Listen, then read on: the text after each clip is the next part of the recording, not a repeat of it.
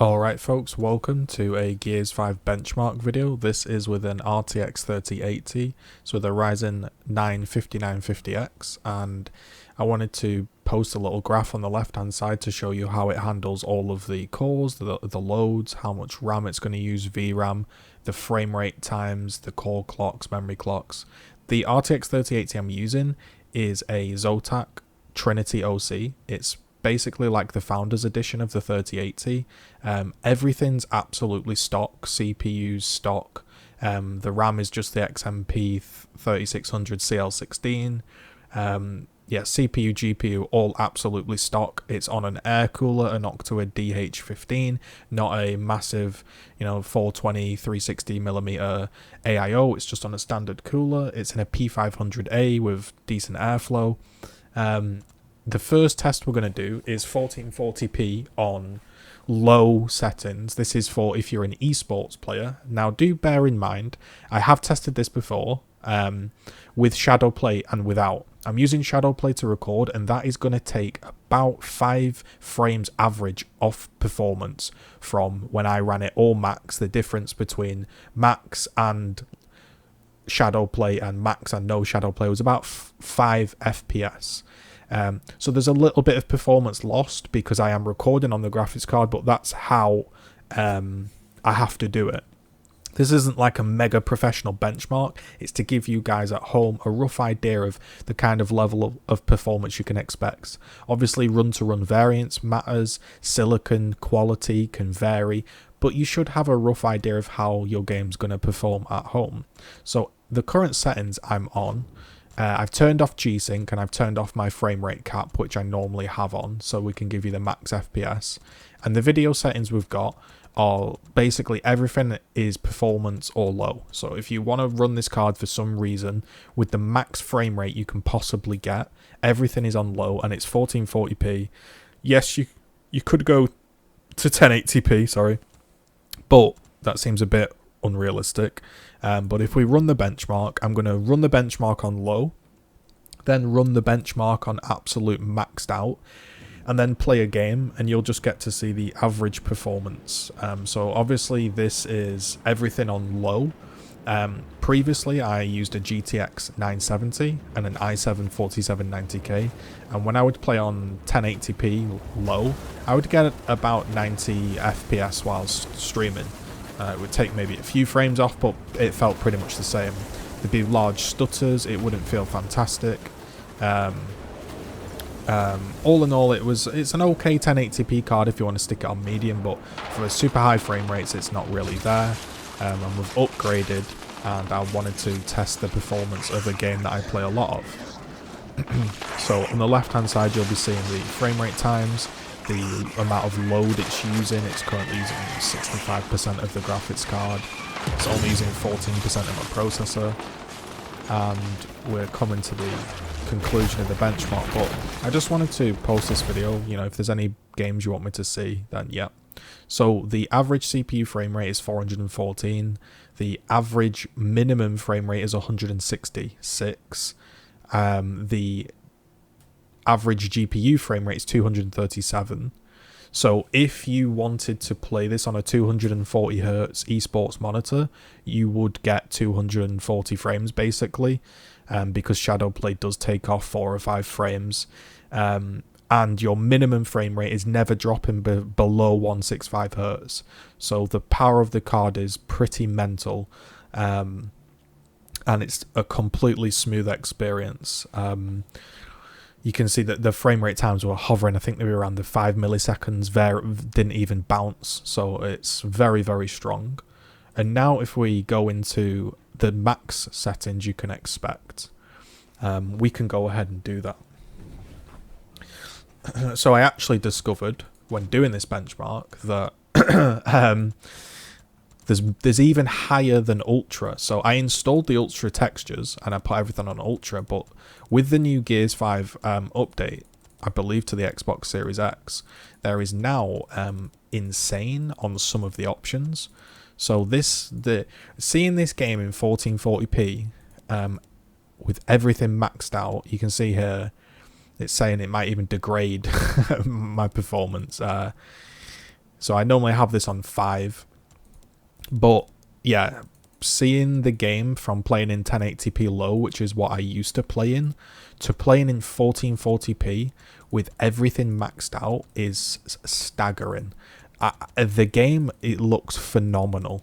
So I've always kind of ragged on Gears 5's art assets, and it kind of isn't as gory as it used to be, but my lord, this game looks incredible, absolutely incredible in 1440p max. And now I haven't even seen this insane setting that some of them have, but everything is as maxed as it can possibly go.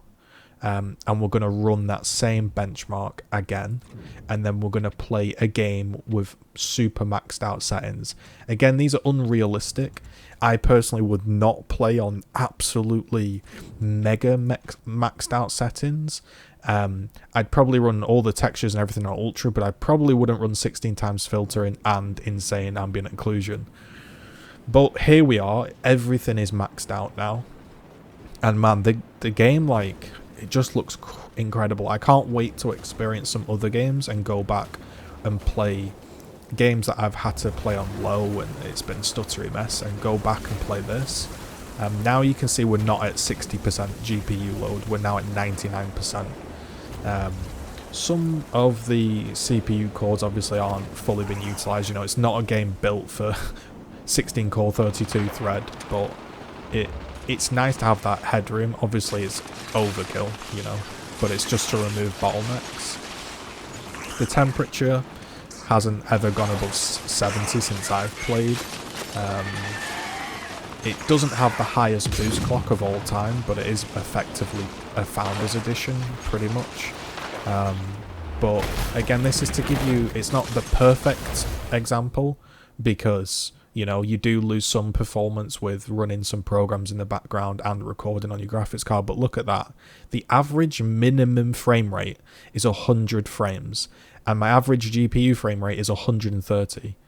So, from running everything on absolute low and getting 240 frames, to any setting you can find insane, running everything as best as you possibly can do, we're getting 130 FPS.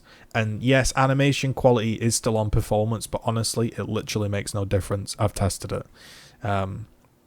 So the level of performance you get is absolutely crazy. Absolutely crazy. Now, I will go ahead and I will bump that up and we'll play in a game, because benchmarks are benchmarks, aren't they? But gameplay is different, right? How does it actually feel when playing online? But for me, yeah, the performance and the jump has been very, very good. I mean, obviously it's a very expensive card. You know, you could argue you could even argue it's overkill for 1440p. You could probably get a 3070 and turn down some settings. But what I wanted was, when I first moved to PC many years ago, obviously the enticing thing was, this looks better than consoles, better frame rates, you know, better general user experience. You can, you know, run Spotify and other apps as you're playing. But I mean, look at this, man. Every single thing maxed out possible. I'm at 270 frames. So previously I've had G-Sync on and I've been capping my frames, and I've been like, this is very, very smooth. This is like, this is unbelievable. I really can't tell you how different this feels, coming from a 970 to a game like Gears 5, and it always makes a difference when you're used to the game. So obviously if I was to go play Call of Duty, or a game I play less commonly, I wouldn't probably notice how good it feels. But a game that you play all the time, going from, yeah, the frame rates of, you know, 90 FPS low to basically, well, it's 165 hertz locked. It's crazy. It really is just. By the way, I'd like to mention that bots in Gears 5 are awful. They don't move like players, they don't shoot like players, they have different damage, and it's not very good for new players. But, you know, we're just doing a benchmark, so I'll play for a little bit longer. But you can see here, I'll get a boom shot, we'll get some explosions going. You can see every single thing cranked up. I can't tell you how good the game looks. You know, that you're going to have YouTube compression going on. I'm in trouble. I'd like to get a flamethrower, but there's not one on here. The flamethrower looks absolutely gorgeous with all the effects going. But yeah, this is a truly like when I talk about game-changing experiences, this is like when you moved from 30 FPS Xbox. So this is kind of the leap. I went from 30 FPS Xbox 360 to Call of Duty 4 Pro mod with a 1 gig GTX 460 SE, and it ran like a dream in my head, and it was so much better than console, and it's just an unreal experience. Going to this now, I'm getting that same experience. So playing on the very, very low settings in 1080p, there was many games that I just weren't enjoying because I was constantly fighting visuals. Can I see the guy? Is he blurry in the background? Going back to this now, the game just feels an unreal level of smoothness that I've never felt before. So, yeah, the GPU is kind of loud, you know. If I take my headphones off now, it's running its fans, I would say, about 65%, and on the Zotac card, 65% is kind of quiet. It's noticeable, but it's not super loud. When they get to 70-75%, yeah, it sounds very loud. But I've yet to have them kick up to that, and the card's always been below 70, even when streaming on top. So the nice thing about this is I can turn all my settings up and stream and record simultaneously and still be on my cap. That's what I wanted. I wanted to be able to play the game, record some clips for YouTube, and also stream at the same time. So I am using all of the PC power. It's not completely overkill. I mean, for my use case and for my subscriber base and size, yes, it is overkill. But actually, use-wise, I actually do use a lot of the power. Obviously, I wouldn't recommend getting a system as high-end as this if you're just going to be playing games in 1080p with a bit of recording. But if you want to step it up to maybe, you know, another level, yeah, this is definitely it's a hell of an experience I'm having right now. I was also able to stream on X264 slow in 900p with no frame drops whilst recording. So I had this going. I had a 900p stream going at 60 FPS. I had everything max. I was recording my stream and I was shadow playing at the same time, and the game was still buttery smooth. So I think we've got to give props as well to the Coalition.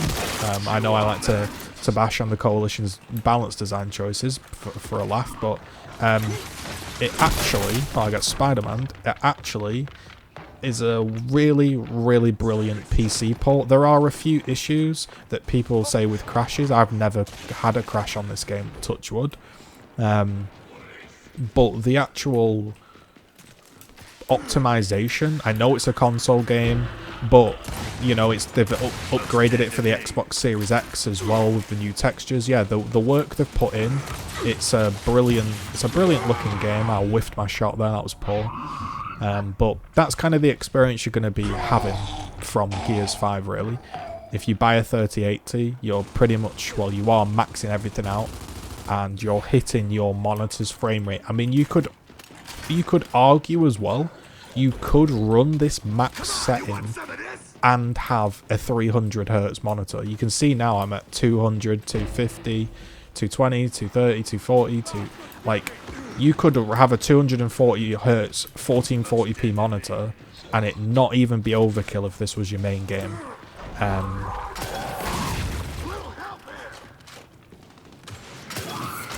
So very, very fun times.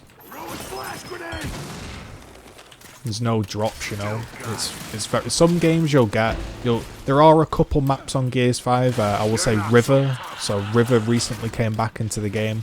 River generally does have a few hiccups, like a few stutters. That's not the graphics card or the CPU. That's just the game.